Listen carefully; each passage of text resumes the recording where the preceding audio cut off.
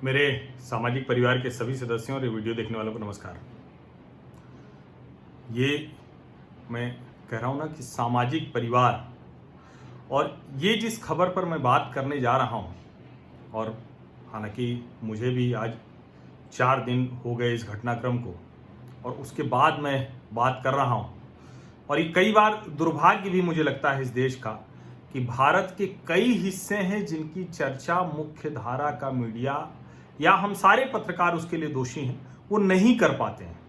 और उसमें एक बड़ी वजह, एक बड़ी कहें कि इसको आप मानेंगे नहीं, लेकिन एक बड़ी खतरनाक वजह ये है कि दक्षिण भारत को या देश के दूसरे कई हिस्से हैं उनको भारत से जुड़ने नहीं दिया गया है। कभी भाषा का विवाद, कभी कोई दूसरा विवाद, और एक तरह से हमारे उनके बीच में संवाद ही बहुत कम होता है। और ये जो हमारे उनके है, ये दिल्ली और देश के दूसरे हिस्सों में, यही वजह है कि तमिलनाडु में बर्बर तरीके से पुलिस ने जो हत्या की जयराज और उनके बेटे फिनिक्स की, वो क्योंकि तमिल में फ का ब हो जाता है तो बिनिक्स, जयराज और फिनिक्स, बिनिक्स, जो भी नाम आप कहें, उनकी बर्बर हत्या जो तमिलनाडु पुलिस ने की, उस पर बहुत कम आक्रोश हुआ। और इसको अगर कहें तो वहाँ की आरजे सुचित्रा हैं, उन्होंने ये मामला उठाया और उसके बाद फिर सोशल मीडिया पर बहुत ज़बरदस्त तरीके से चला, जिसके बाद लोगों को ये ध्यान में आया कि एक इतना नृशंस, इतना घृणित काम हमारे देश के एक राज्य की पुलिस ने किया है। और तमिलनाडु पुलिस पर इस तरह के आरोप पहले भी बहुत लगते रहे हैं, वो लगातार रहा है तमिलनाडु पुलिस इस मामले में, 3rd डिग्री और टॉर्चर के मामले में बार बार पुलिस सुधारों की बात होती है। इलाहाबाद उच्च न्यायालय के जस्टिस एन मुल्ला ने एक बार कहा था कि ये संगठित अपराधियों का गिरोह है पुलिस। तो वो इसी तरह के जो घृणित नृशंस हत्याकांड होते हैं, बर्बरता होती है, पुलिस टॉर्चर में लोगों को जो मार दिया जाता है।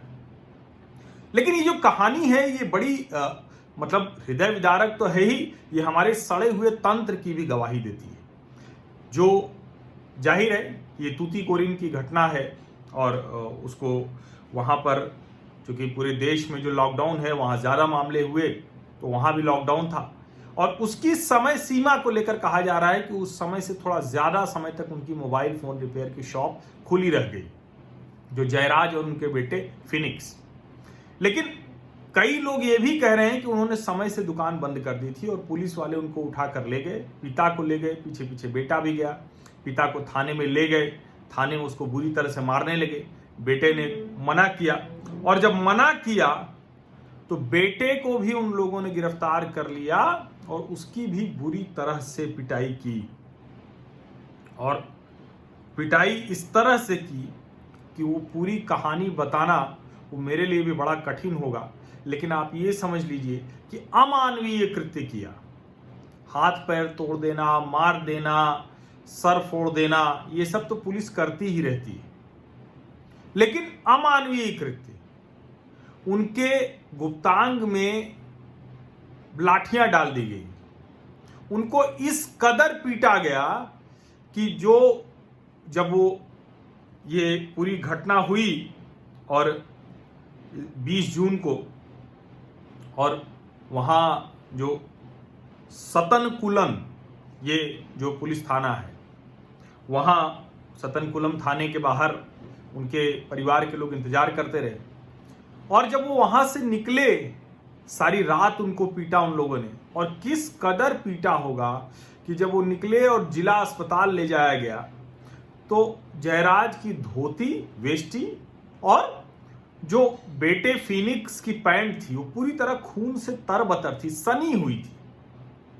और इसके बाद भी पुलिस वाले वो ले नहीं जा रहे थे, बाद में जिला अस्पताल ले जाना पड़ा, और वहां उन्हें गहरे रंग की लुंगी लाने को कहा जिससे कि खून न दिखे, फिर भी खून बार बार बहकर निकल आ रहा था। इस कदर अत्याचार किया गया था। और कहने को तो उस थाने में 2 सब इंस्पेक्टर और 2 कांस्टेबल टॉर्चर कर रहे थे, 13-14 लोग और थे, लेकिन जो वहां के अकाउंट से आ रहा है, जो वहां लोग बता रहे हैं कि 17-18 पुलिसकर्मी थे और वो बारी बारी से जाकर पीट रहे थे। और उसमें जो सबसे खतरनाक बात सामने आ रही है कि पुलिस वालों ने कोई मोबाइल लिया था या रिपेयर कराया था, शायद उसके पैसे नहीं दिए या क्या कम दिए, और उसको मांगने पर वो भी एक बड़ी वजह कही जा रही है। और ये पूरा का पूरा जो घटनाक्रम है वो अभी भी वहां राज्य सरकार ने 20 लाख पीड़ितों के परिवार को दे दिए। वहां की सांसद हैं, उन्होंने कनिमोझी जो थुटुकुडी तुतीकोरिन उसकी सांसद, उन्होंने 25 लाख दे दिए। लेकिन अभी तक ये नृशंस हत्याकांड करने वाले पुलिस वालों के ऊपर कोई एफआईआर नहीं दर्ज हुई है। 2 एफआईआर करने को दर्ज हुई है, लेकिन किसी पुलिस वाले पर सीधे हत्या का मामला नहीं दर्ज हुआ है।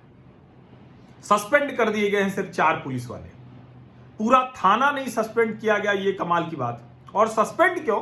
इन लोगों पर जॉर्ज फ्लॉयड की हत्या हो जाती है एक अश्वेत की, उस पर चाहे जो मामले चाहे जो बात कहें, लेकिन अमेरिकी समाज ने, अमेरिकी व्यवस्था ने तुरंत उसके ऊपर हत्या का मामला दर्ज किया। अभी भी पूरा अमेरिका उबल रहा है और हम भारत में इस घटनाक्रम पर प्रतिक्रिया तक ठीक से नहीं सुन पा रहे। ठीक है, आप कह सकते हैं कि पूरे देश में जिस तरह का माहौल है, जिस तरह की बंदी है, वायरस है, लेकिन मुझे लगता है कि दक्षिण भारत और उत्तर भारत का ये कहें कि मुख्य भारत का इतना फर्क कैसे है? ये नॉर्थ ईस्ट में कुछ होता है हम नहीं समझ पाते हैं, जो आदिवासी इलाके हैं वहां की खबरें हम नहीं समझ पाते हैं, दक्षिण भारत में कुछ होता है हम उससे खुद को जोड़ नहीं पाते हैं। और इस पर पूरे देश में अब जाकर पिछले 2 दिनों से मुख्य धारा का मीडिया इस पर बातचीत कर रहा है, टीवी चैनलों पर खबरें चल रही। हम सब दोषी हैं उसके। लेकिन आप सोचिए कि वहां की सरकार, वहां की व्यवस्था, वो अभी तक जो है वो जयराज और फिनिक्स के हत्यारों को न तो गिरफ्तार किया जा सका है, न उनको सजा मिल पा रही, न उनके ऊपर उस तरह से सजा देने की कोशिश हो रही। और जिस अमानवीय तरीके से उनको 4 दिनों तक उनको पीटा गया। और ये ऐसा मामला था कि इसमें अगर कुछ भी होता तो अधिकतम 3 महीने की जेल होती।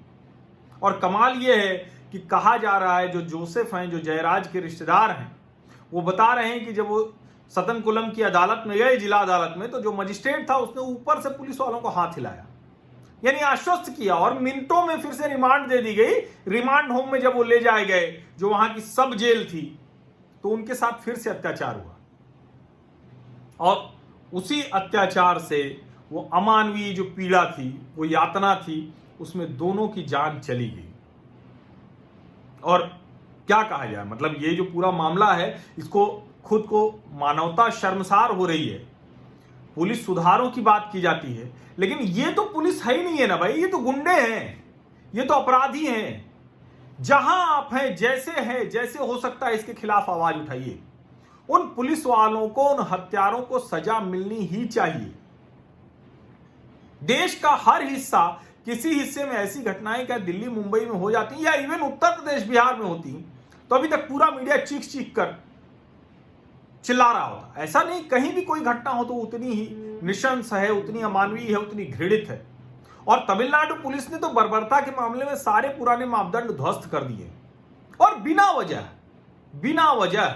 अब तो ये भी खबरें आ रही हैं कि वो जो कहा जा रहा है कि मोबाइल फोन की रिपेयर की शॉप ज्यादा देर तक खोली, वो भी नहीं था। सिर्फ उनका अहंकार पुलिस वालों का कि कैसे हमसे इसने पैसे मांग लिए या कैसे हमसे इसने बात कर ली। इस बात का दबाव वहां की सरकार पर पड़ना चाहिए। और मैं तो ये भी कहूंगा, जो इंडियन एक्सप्रेस में छपी खबर है कि जोसेफ ने कहा, जयराज के रिश्तेदार ने, कि मजिस्ट्रेट ने ऊपर से पुलिस वालों को हाथ हिलाया, उस घटना की भी जांच होनी चाहिए। क्योंकि ये सिर्फ इतनी बार घटना नहीं कि टॉर्चर में 2 लोग मार दिए गए, निर्दोष 2 मार दिए गए, ये पूरे के पूरे तंत्र के सड़ जाने की गवाही देता है। और इसलिए जरूरी है कि आप इस बात को जरूर उठाइए, मजबूती से उठाइए, जहां खड़े हैं उस जगह से उठाइए।